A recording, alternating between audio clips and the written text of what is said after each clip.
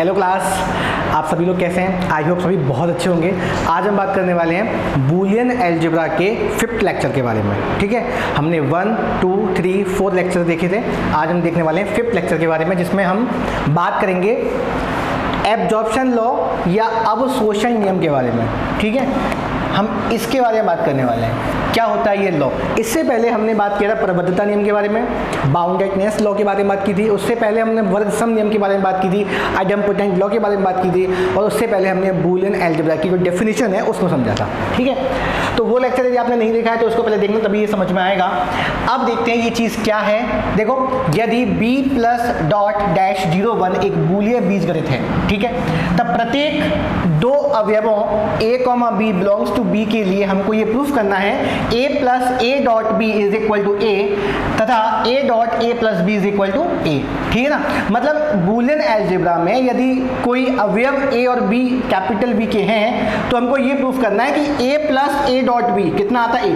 पहले हम इसको याद करेंगे, ठीक है, क्योंकि हमें याद भी करना है। ठीक है, a plus a dot b कितना आता है a। ठीक है, यहाँ a है, यहाँ पे भी रिपीट हो गया a। ठीक है, अब यहाँ चाहे b हो, चाहे c हो, चाहे d हो, उससे कोई फर्क नहीं पड़ता है, अंत में क्या आएगा, रिजल्ट a ही आना है। ठीक है ना, यदि ऐसा हो तो b plus b dot c हो तो कितना आएगा, तो b आएगा, यहाँ भी b, यहाँ भी b। यदि ऐसा है d तो कितना आएगा, तो भी a आएगा। तो आपको ये समझना है कि नियम लगा कैसे है, उस नियम के पीछे का कंसेप्ट क्या है वो समझना है। ऐसे यहाँ पे a dot a plus b कितना आता है, a आता है। ठीक है, a dot a plus c ये भी a आएगा, a plus a dot a plus d ये भी a आएगा।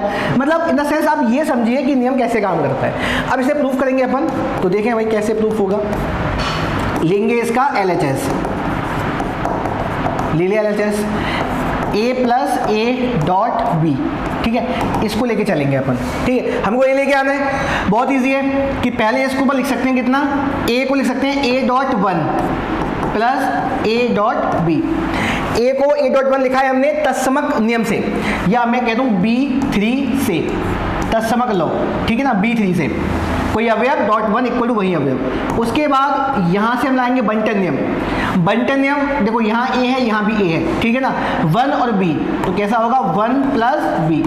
हमने बंटन नियम रिवर्स वाला लगाया है। ठीक है, तो बंटन नियम हो गया B2 से। ठीक है, लगता है ऐसा है कि हमने कॉमन लिया है, बट बंटन नियम है। ठीक है, B2 से या लिखना होगा ये। उसके बाद हम ये जानते हैं बेटा कि 1 प्लस कोई एलिमेंट, ये हमने पहले बात की थी, a प्लस 1 इक्वल टू कितना होता है, 1 होता है, या 1 प्लस a ये भी कितना होता है, 1 होता है। आपको याद नहीं होगा, इससे पहले वाला लेक्चर था L3 या L4 लेक्चर में हमने L3 बात की थी शायद, उसमें परिबद्धता नियम की बात की थी,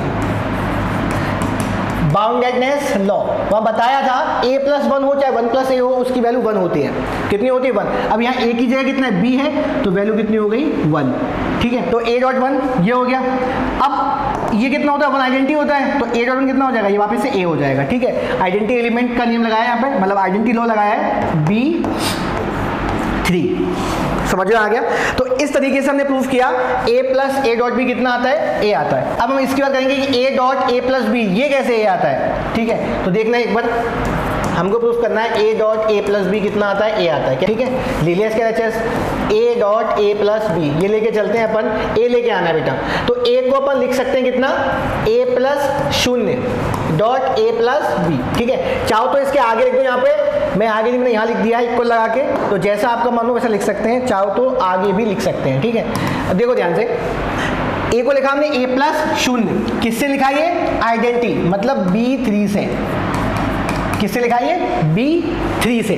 ठीक है, a में यदि 0 को ऐड करेंगे तो वापस से a आ जाएगा। 0 आइडेंटिटी एलिमेंट होता है एडिशन के लिए। ठीक है, अब देखो यहाँ लगा देंगे बंटन नियम। ठीक है, a plus 0 dot a plus b। देखो बंटन नियम आपके दो थे, नंबर 1 क्या था, मैंने अभी लगाया था वो, एक तो ये बंटन नियम था a dot b plus a dot c।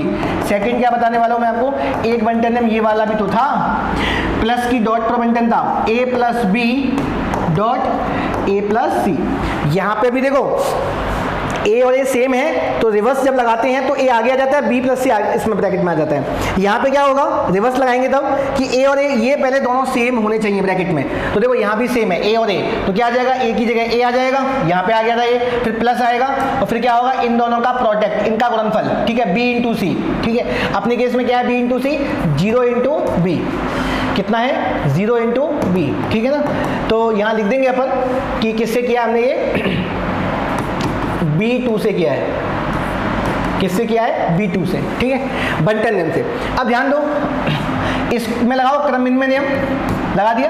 क्यों लगाया क्रमविनिमय नियम, B1 से क्यों लगाया क्रमविनिमय नियम, क्योंकि हम जानते हैं परिबद्धता नियम से, परिबद्धता नियम से, बाउंडेडनेस लॉ से हम जानते हैं कोई एलिमेंट इनटू 0 अवयव कितना आता है, 0 आता है। तो यहाँ लिख देंगे अपन परिबद्धता नियम, ठीक है ना। किससे लिखा है ये, परिबद्धता से,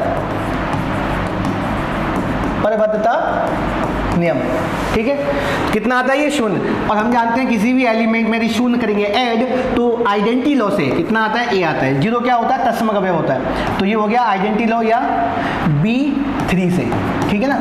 तो जो नियम लगाने हैं वो नियम उनके आगे लिखने हैं और उसके बाद वो प्रूफ हो जाएगा, ठीक है। तो क्या प्रूफ हो गया, अतः क्या प्रूफ हो गया कि a dot a plus b कितना आता है, a आता है। अब यहाँ c होता, सपोज क्या होता है, देखो आप सबने ये लिख लिया होगा, देख लेना एक बार पॉज करके, लिख लेना उसके बाद।